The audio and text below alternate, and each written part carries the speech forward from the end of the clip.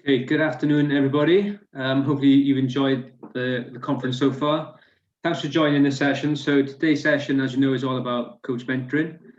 We've got a number of guests with us that I'll introduce shortly. But similar to all our other workshops, this has been recorded. This will be shared with all of you at a later date. We've also got the chat function as well. So feel free to ask any questions throughout the session. I'll try and take note of them, and we'll ask them towards the end to Dave Reed from UK Coaching, and then our panel coaches that I'm sure many of you know already. Plan today is obviously to go through mentoring. This is massive for us. We're trying to, I guess, come up with a number of ways on how we can support coaches. Mentoring is obviously one of the key ones. We have recently launched a mentoring scheme, hence why we've got some of our mentors on the session today. But we're just going to go through, I guess, a quick introduction. So I'll start us off with myself, because maybe some of you don't even know who I am, but I'm Aled Howell. I'm the Coach and Education Manager at Table Tennis England. And I'll hand over to Dave Reed. Hi, gang.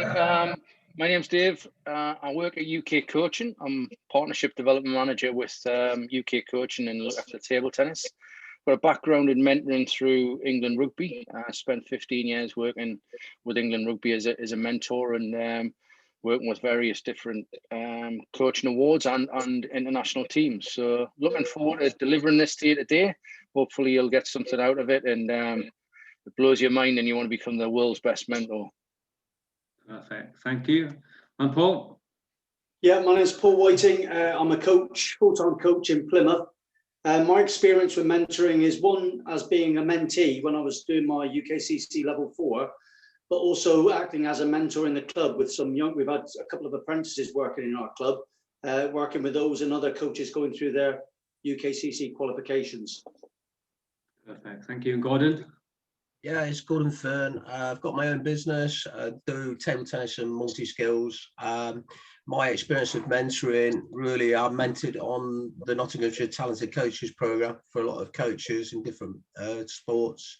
So I did a lot of mentoring around that for about 4 or 5 years, doing a lot of mentoring.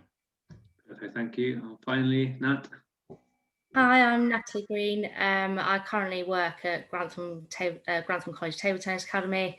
Prior to that, I worked for Table Tennis England as a regional coach. I guess my experience of being a mentor is a lot within that regional role, with a lot of sort of the younger coaches coming through, trying to help them, and also with existing older coaches trying to just share experiences really to try and improve the level of coaching for everybody around the region. Perfect, thank you. So kind of the plan of this session, we're going to go through, I guess, the importance of being a mentor and being a mentee, and I guess some of the benefits of it. So we're going to kick off. Dave's going to run us through the presentation. So Dave's now got full control over the session, so hopefully you'll be able to share his screen.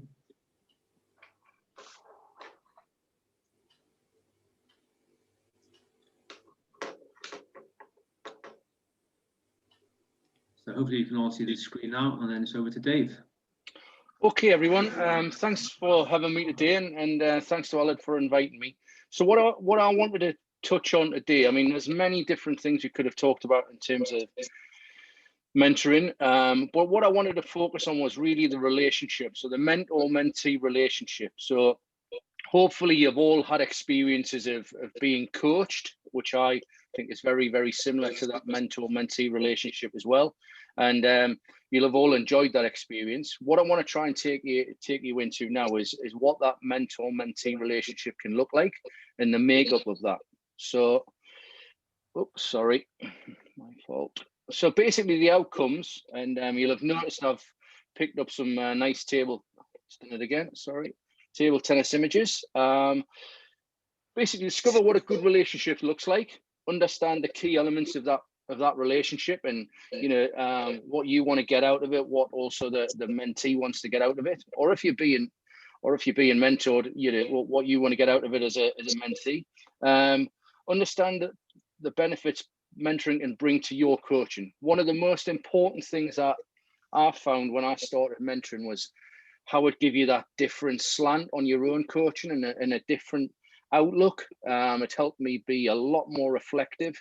It helped me be a lot more into detail, and it also allowed me to really look at the whole session, my behaviors, my attitude to it, the way that I behaved with all of the players around me, making sure definitely that, you know, the player had to come first. So it really gave me a huge experience and a huge different outlook on my own coaching, which helped massively when I was building relationships with players and focusing on just small things which I didn't think made a difference. So, you know, if you don't know 50% of your players' names in a team or 50% of your players' names in a club, how can you treat them the same as the other 50%? So just tiny little bits of detail like that, which were really important to me, because if I call somebody Thingy, which we often do up north, and I call somebody Pete,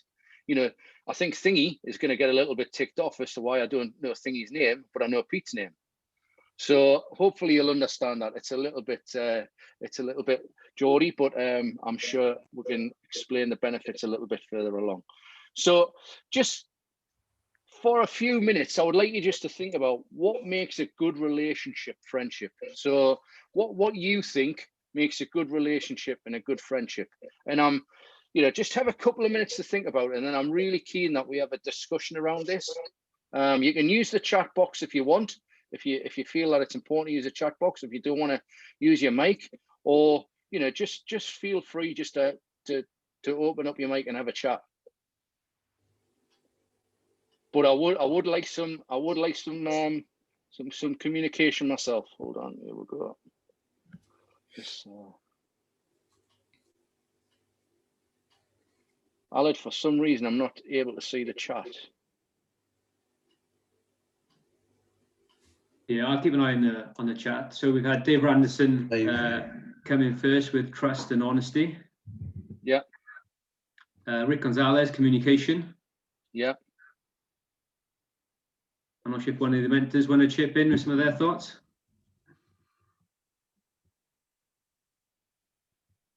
Why? I mean, quick question back to the honesty one. Why do you think honesty is a real key element of mentoring? So Dave, feel free to unmute yourself. I mean, I'm throwing you under the bus here, Dave, but feel free to unmute yourself and we can have that conversation then. I want, if I'm being mentored, I'd want somebody, well, I put trust and honesty. I don't want somebody just to tell me some things that I might want to hear. I want to hear some home truths. If I'm doing something wrong or I'm going in the wrong direction, I'd rather be told that than just sort of whitewashed over it and just be saying, yeah, you're doing great, Yeah. I think, Dave, that's a really key point, and it's an absolute great observation. I think often I've seen on a lot of coaching awards where people are being paid and have targets to get people across the line on coaching awards where they've actually just told the coaches what the coaches wanted to hear. And realistically, that's never going to make you better. It's never going to get you to stretch yourself and push yourself to want to become better. If you're always told you're good, you're probably always going to be good.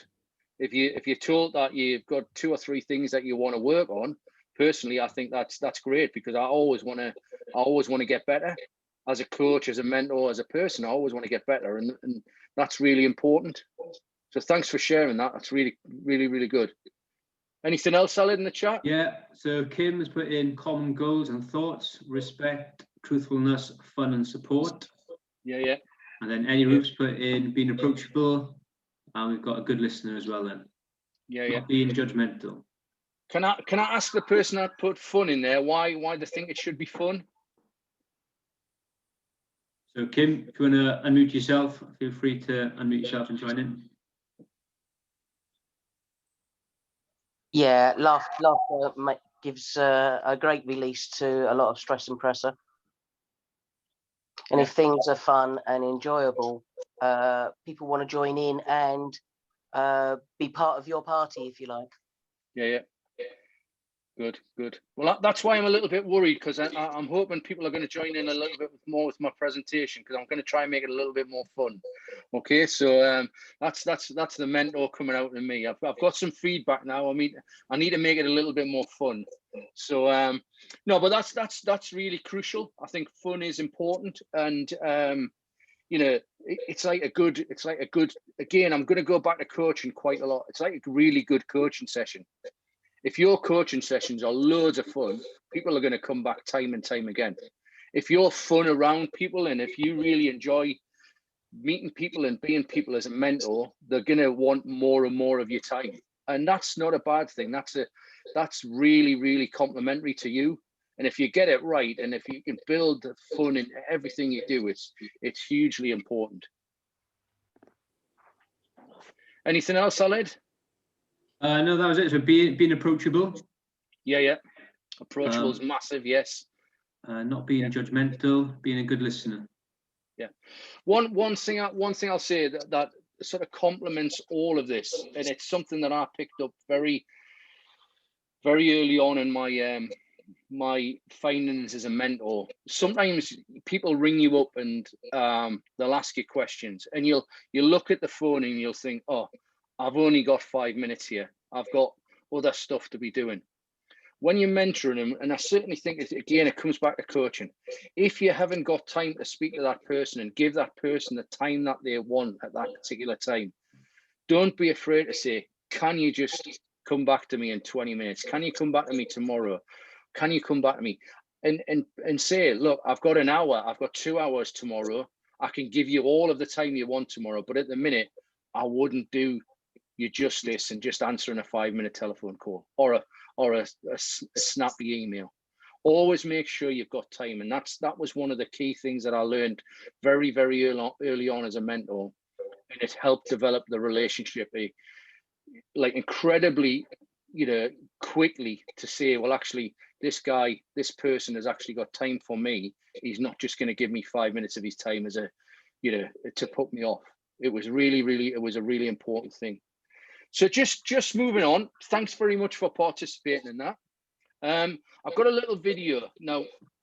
It's about empathy, and I think that if we get empathy right within mentoring, everything else just falls in place.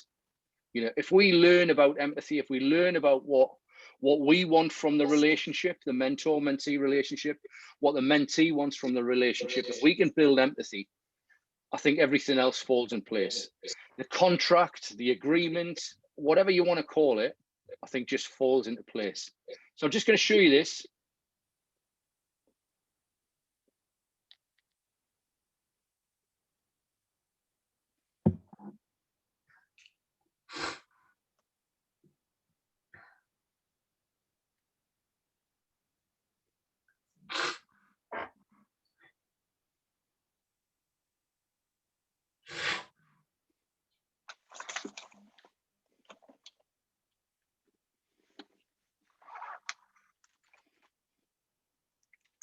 If I had to stop you there, Dave, I can't hear any sound coming through it, if there's meant to be sound, but hopefully at the top of the screen, you'll be able to share sound. So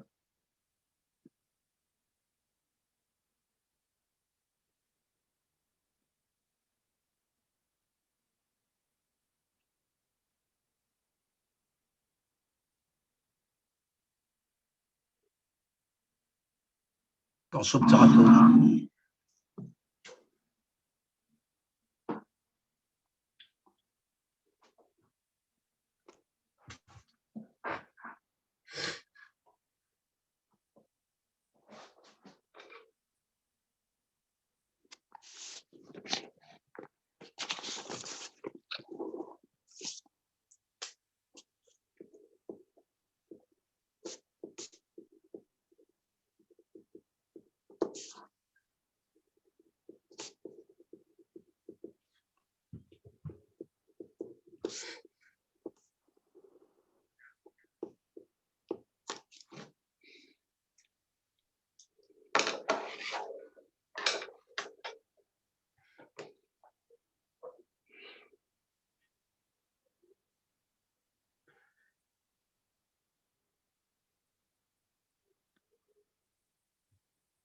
what we'll do, we'll put that link in the chat. This presentation will be shared as well, so you can have a catch up on the link as well on the video. But hopefully you've got to read the subtitles. Sorry, gang, did that not work? The sound didn't work, but we could read it. Subtitles were there.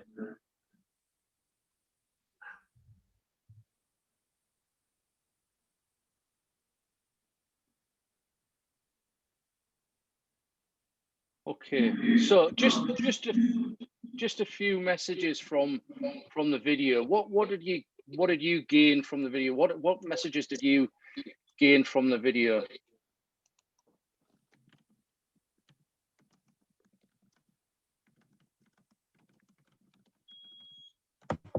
I think it's a general assumption that empathy is kind of you're born with it or without it, and the main thing I got from that video was that empathy can be taught or developed at least. Yeah, great. Thank you. Anybody else?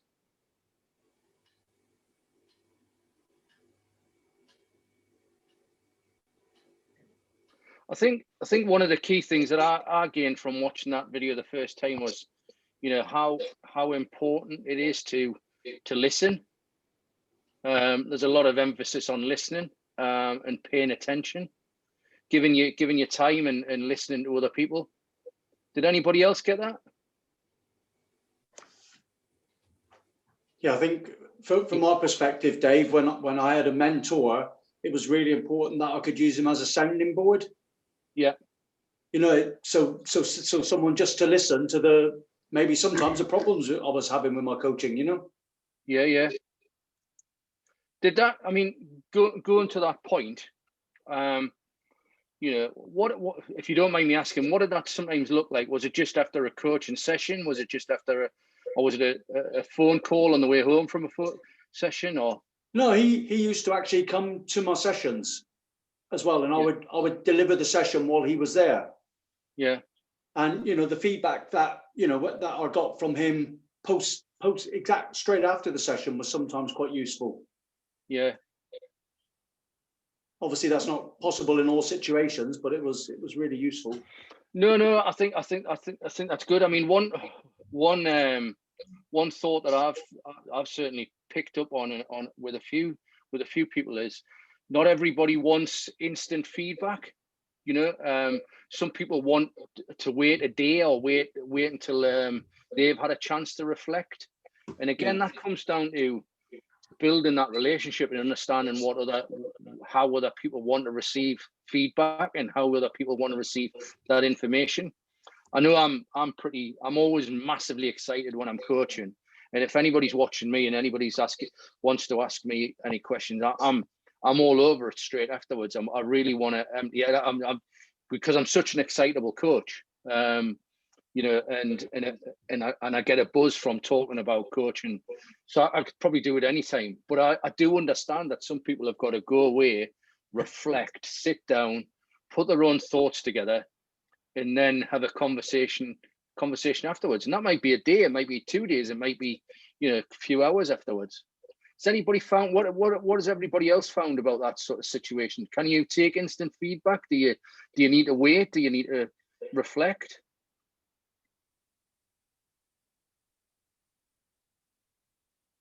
I think for me, Dave, it is on the individual person. I think that's where that listening comes in. Being a good listener, knowing where, and that will probably come in where they've set the goals and what they want to do in the chat beforehand. That talk about what do you want out of this relationship. I think that's really key. So you know where to go with it, really, where they're driving it a little bit, you're kind of facilitating.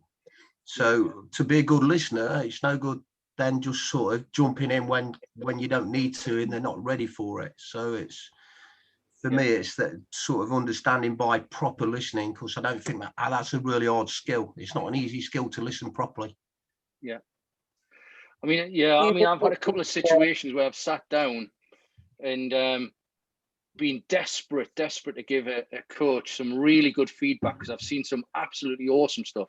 I've also been in some situations where been desperate to give a coach some feedback because I've seen some really poor stuff. But I think one of the most important things is just to sit down after a session, or sit down when it's feedback time or whatever. And like you said, go and just listen. Let them empty out. Let them tell you about their experience, because ultimately it is their experience. You're just there to guide, be a little bit of an instructor, offer some advice, be a friend. So, you know, it's really important that we let them empty out first. I think sometimes, if I think of myself when I coach, you might be quite happy to have the discussion afterwards, but then whatever comes from that discussion, you'd probably go away and really think about, you know, over the next few days as well, and then that might prompt a further discussion. So I think it's kind of, if you're looking at it from yourself as a coach, it's knowing what works for you as well. Yeah. Just a quick question. I mean, as mentors and coaches, does anybody like keep a journal at all? Like your sessions and everything, not like a diary, but like a journal of what you think went well, what you think you could improve on, what was the best bits, what was your ultimate $1 million moment in your session? We all have $1 million moments in sessions. We've got to. I keep a feedback diary, Dave. I keep a couple of quick bullet points, what I want to change, what I did well, how the buzz was, that sort of thing. So it's not massive, but it's a diary, but it's a feedback diary for me, just to sort of say, okay, because you could do 2 sessions and one group like it exactly the same and another group don't. So it's like, oh, why has this group kind of got it and liked it and this other group doesn't? So it's for me, that's important feedback. So I do, but it's not detailed. It's just a little couple of bullet points where I, like you say, why it went okay, what we could improve, where they're at, and that's about it, really. Yeah. So Gordon, I'm going to ask you a question here, and I think you're on the right path. What are you doing to yourself there? I'm self-developing me. Pretty much self-development, self-mentoring. Yeah. So I'm mentoring myself. Yeah, definitely. And you mentioned before, do you share those thoughts with anybody else? Yeah. Well, yeah, definitely do. Yeah, because I need like Paul said, I need a sounding board. So, you know, one of the good things when I was working with lots of coaches, it's a bit difficult now because I'm on my own a lot, but when I was working with lots of coaches, the best ideas came from us just being in a room, putting some equipment there and going, bang, let's have a go. That's how it worked. We was just sharing ideas off each other, what would work, what wouldn't work, how we could do it, how we'd plan. So that they were the best sessions by a mile. Not your formalized course in a way. It was just getting in a room, chatting. Yeah. Okay, what you do. And being comfortable in that environment, I think. Yeah. Big whiteboard, lots of ideas, lots of stuff going down. Yeah, all that. Yeah. Cool. So we'll just move on, unless anybody else has got any input. Okay. So this is just something that I found and I changed it around. I mean, one of the things that I like is a graphic, and often when I meet a mentee for the first time or somebody that's interested in mentoring, I get them to sort of draw a diagram like this and come up with some ideas from the light bulb. So, you know, motivation, direction, success, coaching, training, and advice. Those 6 words could be 8 words, there could be 2 words, there could be anything. But it's not really a contract, it's not really an agreement, it's just what we both want to get out of the relationship. So, you know, one of the things I've just recently finished mentoring a guy who still plays at a decent standard and is really wanting to go into coaching. And, you know, what he wanted more than anything else was some advice around, he's been a professional sportsman all of his life.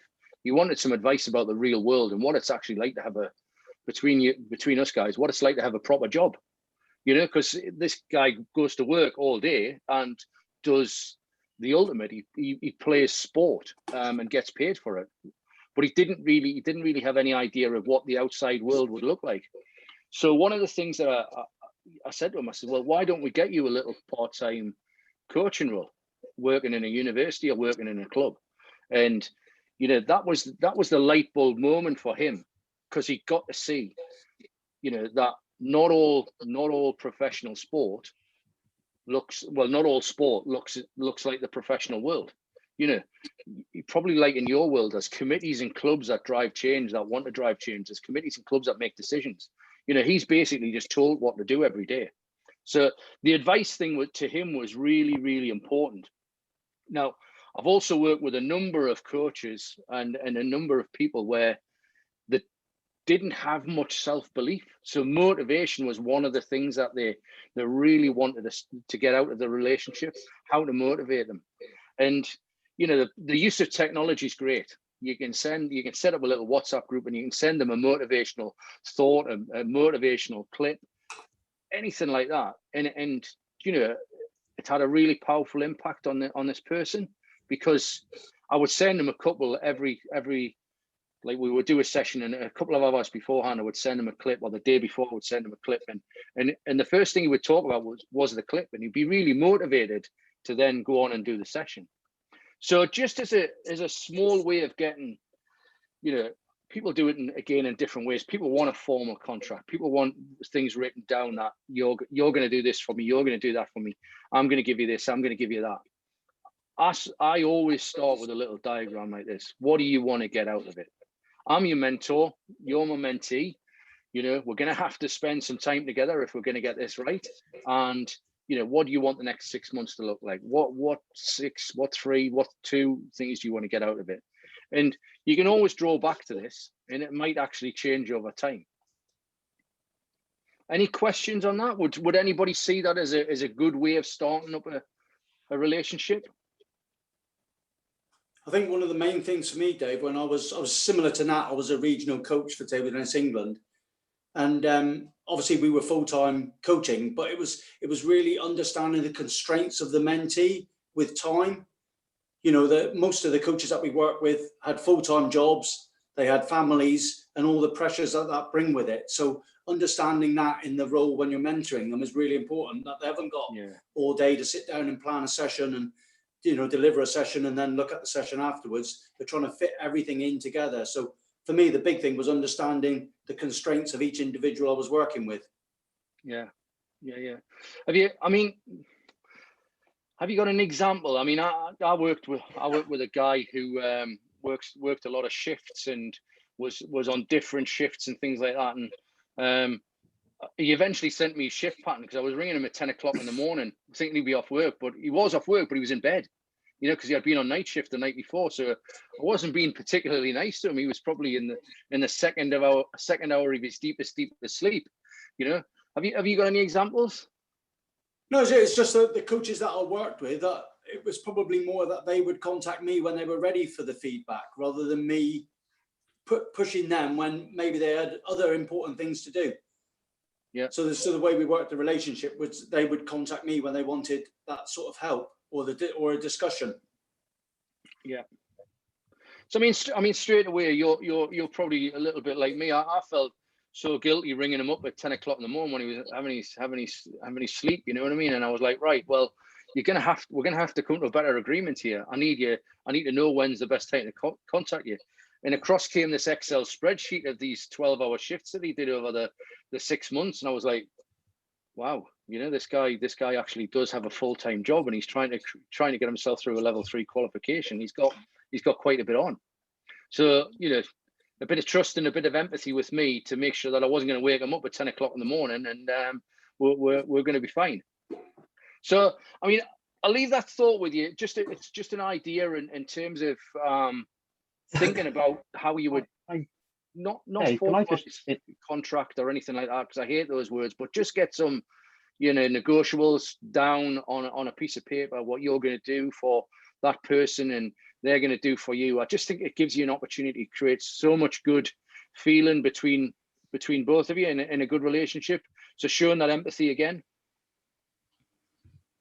So, I mean, these are my key reasons. I'm just about to wrap up my presentation, but apart from any questions, but these are my key reasons why I got into mentoring and why I think anybody that wants to develop as a coach and develop as a person should get into mentoring. I constantly want to learn. I mean, you know, I love my role that I do now, and having been stuck inside one organization for 15 years in one sport didn't allow me the time to learn. But I spend hours a week talking to people like Aled from lots of NGBs, and the amount I've learned in the last 6 months about different ways of coaching and different ways that sports organize themselves and do things, it's been brilliant for me. I actually go to bed tired now, you know, because I'm learning all of the time, and I get myself tired. I said it earlier, it's about coaching, and it's about coaching people, and it develops your own coaching. By mentoring people and working with people, I've got so many different ideas. You know, you see a little piece in a session, and you're walking away giggling to yourself because you're going to try it the next time in your own session. And you're going to tell that mentee that was brilliant, and it was so organic, and it was so, you know, it was so good that you're going to use it. That gives them so much self-confidence. It's unbelievable. You know, my mentor is actually going to use part of my session. Isn't that brilliant? You know, it definitely helps you understand yourself more. It makes you, you know, reflect a bit. I have a journal very much like what a couple of guys have mentioned, and I basically split it into 3, you know, and I say to myself, right, what did I give to that session today? What did I really give to it? And 9 times out of 10, I put energy, because I am very energetic. I'm usually shattered after a coaching session. And then I say, what did the players get out of it? Okay, and then the third thing is my reflection. What did I learn from it? So I split my journal up into 3, and I tend to do something in it every day, to be honest with you. Not just about my coaching. I write a couple of things in it every day. So if Aled's bullied me on a meeting, I put that in there so I can show me mum. So, you know, I think it's really important that we do that. And again, for me, we're coaches. We've got great players. So why can't the coaches have great mentors to then produce even more coaches and produce even more mentors? It's a conveyor belt of our beautiful system of sport. You know, we start as a very young fledgling type person or a beginner, and then we hopefully want to coach, or we want to, you know, referee or something like that, and then we want to develop coaches, and then hopefully we want to develop mentors, which is, you know, what we're doing here today. So that's pretty much my presentation. I'm happy for you to ask any questions. I'm happy to share any more thoughts or anything like that. That's what it's all about. We're here for you guys today, and thanks very much for listening. Hope I didn't bore you too much. I've only seen one yawn. Sorry. Thank you, Dave. So we've had a question in already from Rick Gonzalez. Would be interested in your definition of mentor as opposed to coach. I am a coach. Do I mentor players to play better? Yeah, I think you definitely do. Yeah, I think you do mentor. I mean, I think the only difference for me is you know, the relationship, the what you want to get out of it, how you want to develop. We can't always do that as a coach. We might be coaching 25, 30 players. I think if you want to break it down, the mentor is your person. You know, that's your time. I think as a coach, we often spread ourselves too thin and give too many players or too many coaching opportunities to too many people.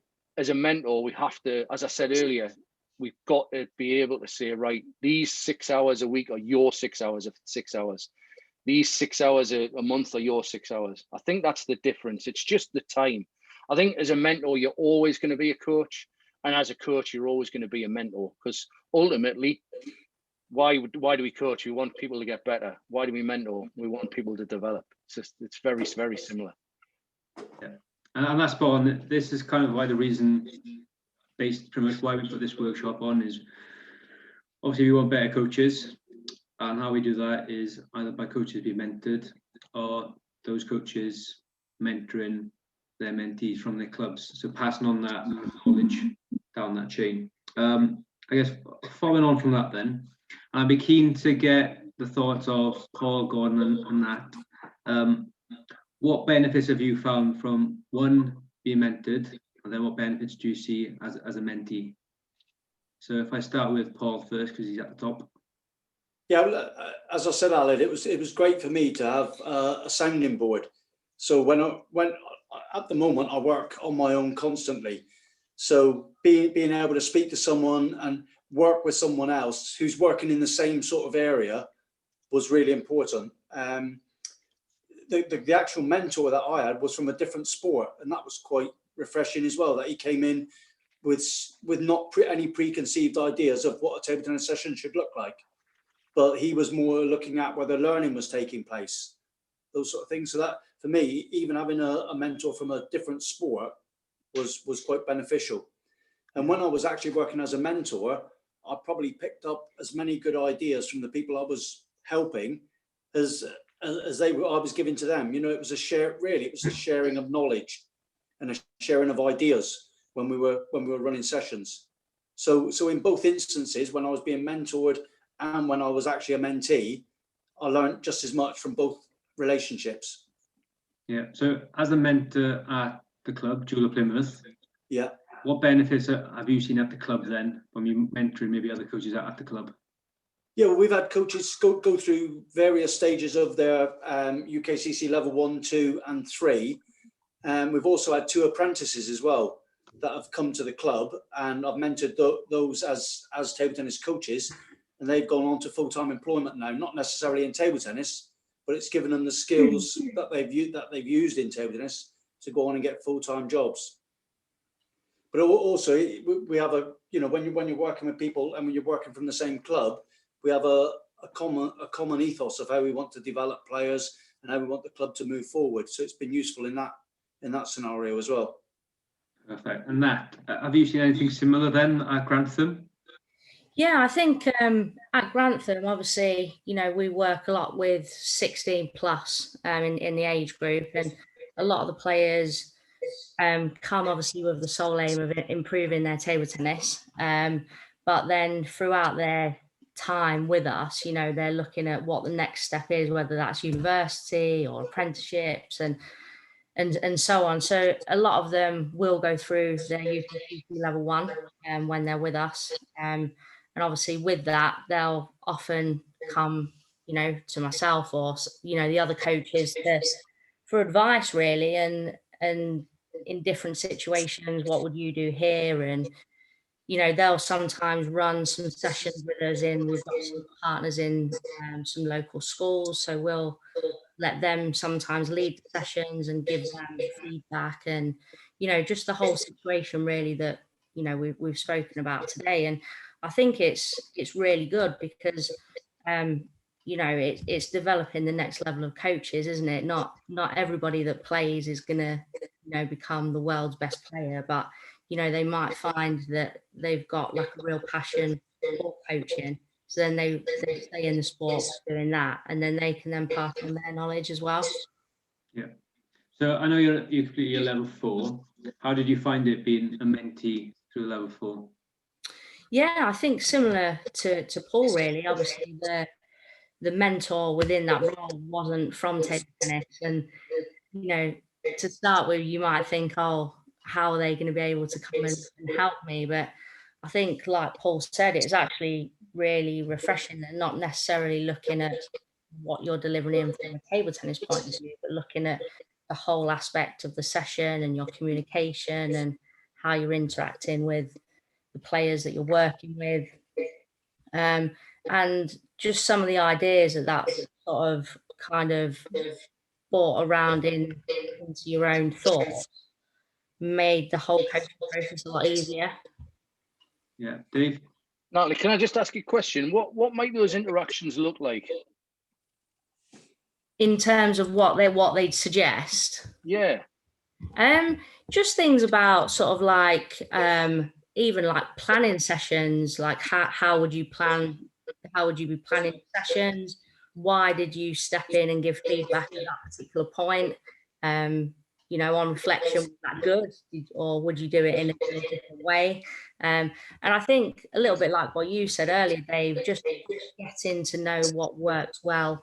And they'd visit all, John would visit all different types of sessions, you know, it wouldn't just be sort of like the elite players, it would be sometimes when you had 30 players and only a few tables, and you know, it's how you'd adjust to different situations, and all of that feedback I found really useful. So it made me really think in a lot more detail about my coaching than what I had done before. If that makes sense. Cool. Yeah. Gordon, obviously you're a multi-sport coach as well. Yeah. Have you had any mentoring through that, and how's that? I guess how has that changed your table tennis coaching?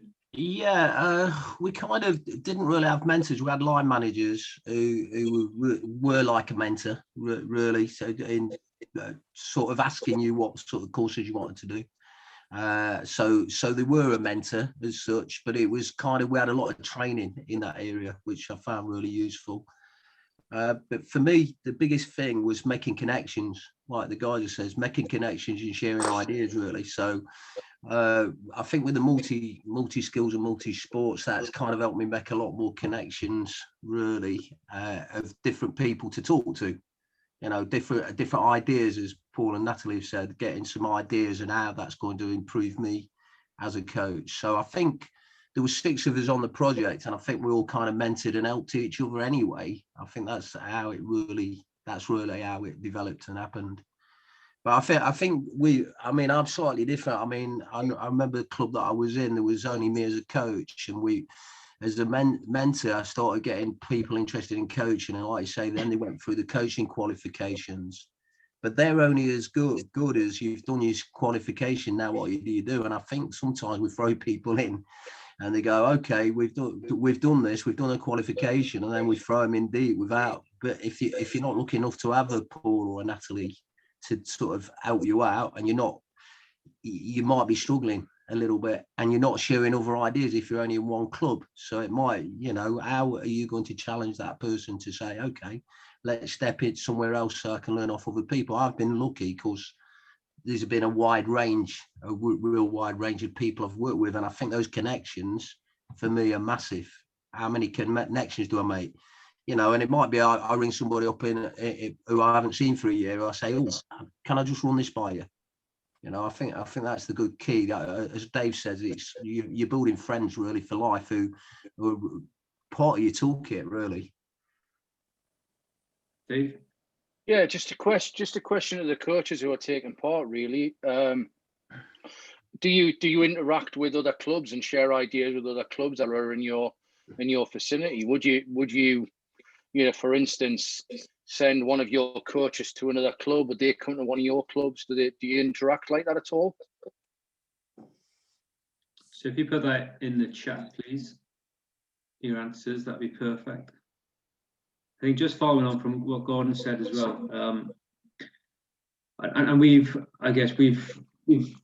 realised it from if a level 1 coach, if they've completed their course, it's a 2-day course, but then a lot of people expect them then to go out and maybe coach maybe a group of 20 kids or so, maybe or 20 adults. Because they've completed the course, they're just expected to be able to crack on, whereas I think everybody knows how daunting coaching can be. So stepping into a room with 20 people you don't know straight away, and something that you knew at, can be difficult. I mean, I was in that situation. I got thrown in the deep end with a lot of my coaching at the start of my coaching career, but luckily I managed to crack on and get through it. But for a lot of people, that can be very daunting, hence why we're trying to put a significant importance on mentoring and try and push mentoring, and hopefully get more coaches within clubs to become mentors, and hopefully mentors and coaches, and then make sure they build up their confidence.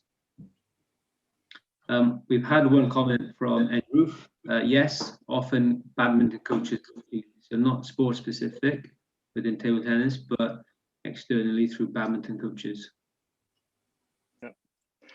I think that for mentoring is quite important, that you go and see other sports, other clubs, other environments.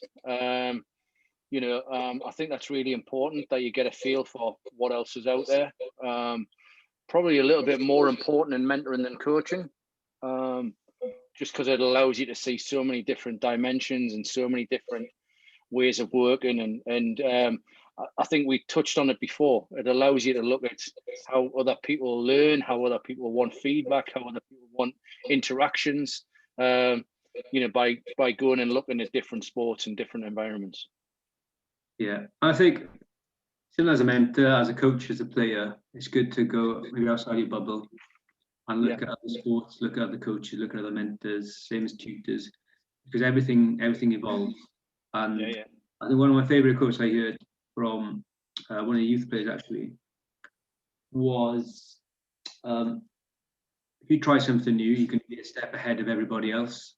If it doesn't work, then you're not in the same step. So don't be afraid to try new things in your coaching and mentoring. Don't be afraid to try new things. If it works, then you're going to be a step ahead of everybody. If not, then you're still on the same step. So I would fully recommend going out to watch other coaches from other sports, other coaches from other clubs, because everybody coaches slightly differently. Everybody coaches in different environments as well. So it's worth going out there and picking up a number of things. Yeah, I mean, just on that, Aled, I mean, really good. I was listening to a really good interview with Rassie Erasmus, who's the South African World Cup winning coach, and he basically said, I'll invite any coaches from any nations into my camps. He says, I've got nothing to hide, at all. He says, what's the point? He says, anybody can get a hold of your videos of your team playing and anything like that now. And he said, so, we might as well share ideas, He says, the only thing that I'll not allow them into is my team meetings, is when I can actually spend time to influence my players. Yeah, I think that is probably one of the weaknesses we have in table tennis, is we do kind of stay in our bubbles at times, but hopefully now, for those that have maybe attended a lot of our coaching workshops, webinars over the past 15 months, how much we've emphasized on that growth mindset. So that continuation to learn, hence why we're looking at the mentoring and the mentees, because we want our coaches to continue to learn. Hence why we've launched the mentoring schemes, Paul Whiting, Gordon, Nat, Stephen Gertson, all on the mentoring scheme that people can make the use of and purchase some of their time to be mentored. And yeah, that's what we're trying to push, really, is that growth mindset, that continuous form of learning. Well, if UK Coaching can support you guys with any resources, we would more than happily do that. That's an offer, and we can talk about that. I mean, anybody can drop me an email. Aled's got my email address if you want to have a quick tour around our website, and I'll show you where you'll find some good resources. Or I can even produce a sheet where it would be some suggested learning for you guys to share with people you may be mentoring. Yeah, and follow on from that, and Daisy, I love this because it's a bit of a plug for UK Coaching as well. But on the website, on the UK Coaching website, there are a lot of free resources. I know Eddie Roof's on here, so Eddie can comment on some of the resources he's used from UK Coaching. But you can also get a subscription, so that opens up then a whole door of resources. As a partner, we do have a discount, so all our coaches can make use of a discount. So I think the annual subscription is usually £24, but we get it for £20. So it's a saving of £4 per person. So we can provide you with a code that if you wanted to access it on a yearly basis, yeah, it'd be £20 for the year. And hopefully Eddie will be kind enough to drop some comments on how he's found the resources in the UK Coaching website as well. Then. But if anybody else got any other questions? I think if we almost finish this off then. I've just got one more slide, Aled. I'll just, it's just, I mean, basically, I'll find it. Just, I'll send across this this presentation. Couple of links there to some interesting thoughts around mentoring. This book here, it's James Kerr Legacy. Really, if you haven't read it, it's a good holiday read. Not that we're going on holiday much at the minute, let's be honest, unless unless something changes. But yeah, it's a really good read. Talks about, you know, like mentoring. It has got a rugby theme because it talks about the All Blacks, but it talks about culture and there's a lot of empathy. There's a lot of listening goes on in that book, so it's well worth a read. But yeah, thank you very much for having me. I've really enjoyed it. And like I say, if there is anything that UK Coaching can help you with, coaching wise, mentoring wise, please get in touch, because we are here for the coach. That's our motto, and we do provide quite a lot. Well, as Alex said, there's 2,500 pieces of CPD on the website that you get for free, and there's another 5,000 sits behind that little subscription. Perfect. Thank you very much, Dave.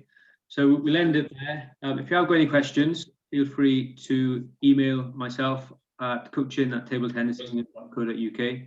I'm sure Dave will be happy for us to share these slides. This session is recorded and also will be shared with everybody. Other than that, I want to thank Paul Whiting, Gordon, Fern, and Nat Green as well for their time today. I will put the link into the mentoring scheme, so if you are keen and you can get a bit more information on our mentors through the link, I'll put it in the chat now. So that's our mentoring scheme. Feel free to have a look at it. If you've got any questions, again, please do get in touch and hopefully we can answer them. So a big thank you to, like I said, our mentors and Dave Reed from UK Coaching for the session today. Hopefully you've all enjoyed that. And yeah, hopefully I'll see you in shortly for our next workshop. Thank you very much, all. See you later, guys. Bye-bye. Cheers, Dave. Thank you. Cheers, guys.